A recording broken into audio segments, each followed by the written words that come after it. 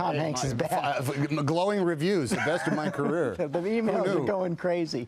But let's talk about the Pacific. Of course, you were the executive producer of Band of Brothers. Now you're coming out HBO March 14th, the Pacific, 10 hours. 10 hours, yes. On the war in the Pacific. What is it about World War II? Well, the thing that I find extraordinary is that one morning everybody woke up and realized there was a huge problem, that they were part of the solution. December 8th, 1941, the world changed overnight. And everybody, able-bodied Americans from the age of 15 to 35 said, there's a task, there's a job that is going to have to be done. If I don't do it, who's going to do it? When I was growing up, every caregiver I had, I was born in 1956, so every caregiver I had, every teacher, every one of my dad's friends, my dad's, every adult I knew had stories about this period of time. They referred to their past as either before the war or after the war or during the war. And that gestalt sort of communication spoke volumes in their eyes. Did you feel like you had missed something? No, I did not. You know, it's interesting. Governor Patrick of Massachusetts, who I met last night at the John F. Kennedy Presidential Library, had a screening up there, spoke of this thing called generational responsibility. I didn't feel as though I had missed something dramatic or glamorous. I knew that I was living in a pretty vibrant time all on my own.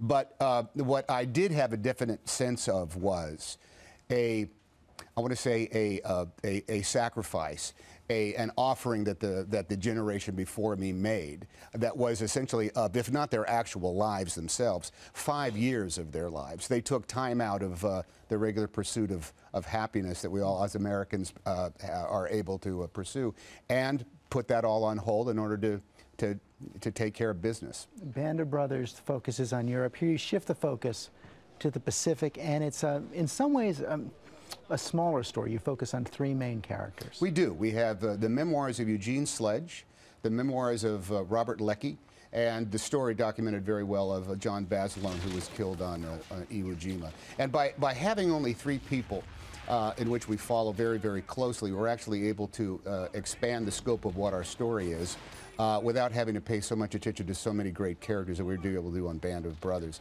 The thing about the Pacific is there was no logic to it. Europe, in the Pacific, Europe and Band of Brothers, everybody knows where Paris is. Everybody knows where the English Channel is. We can find Berlin on a map. In the Pacific, it seemed as though these men were visiting hell on earth, fighting for territory in the middle of nowhere that meant nothing, and it was just over with when it was finished. You find Peleliu or Okinawa on the map, and I'll come back and do Hot Topics for a week and a half. I might take up that challenge. And one of the things is, you know, we all remember the landing scene in Saving Private Ryan. So brutal. And it seems like here in the Pacific, you're also determined to show the reality of war. I want to show a little bit of it.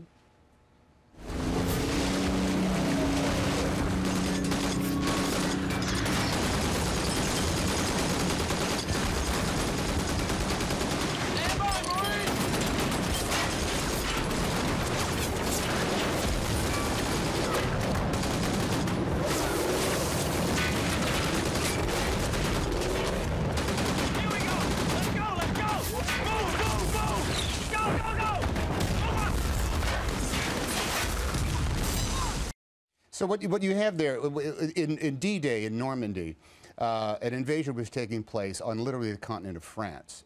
There was a vast population that was beyond those beaches that were waiting to be liberated. These D-Days, they're all called D-Days. It's just what you call it, D-Day, H-hour, on every one of these islands was essentially a war machine that was visiting an island that was populated by nothing more than entrenched enemy soldiers. There was very little civilian populations. There were on some of the other islands, but on Tarawa, on Saipan, on Peleliu, there was really just thousands of enemy soldiers there, whose only hope was to throw the invaders off, and unfortunately, never happened. How do you get it right? Well, you work on it for about 7 years, and you adhere to a very strict test of your theme. We wanted to essentially tell a story of this. How can we expect, this is a question that we ask, how can we expect young men to go off and place themselves in hell on earth and then come back and get on with the rest of their lives? How do we do that? We do it over and over and over again. And there's not one of these men who have been through this who are not somehow forever, if not actually scarred. I think all of them are. They're affected forever. It's so true. Yet with that generation, they also did come back and rebuild the country as well. And they came back as part of this.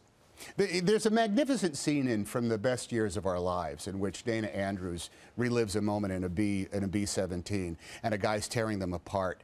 And he says, hey, get down out of there. What are you doing up there? And he says, well, I used to fly in one of those. Oh, yeah? Well, you glory boys were flying up there. I was down in the tanks. And Dana Andrews says, hey, pal, I'd love to hear the stories about your war adventures, but right now I'm looking for a job. That really, it was a huge participation in which everybody just said, hey, I just did my job. I did what I was told to do. And we can live through some of it on the Pacific. It starts on March 14th. March 14th on HBO. On the network we called Home Box Office. Tom Hanks, thanks very much. Thank you.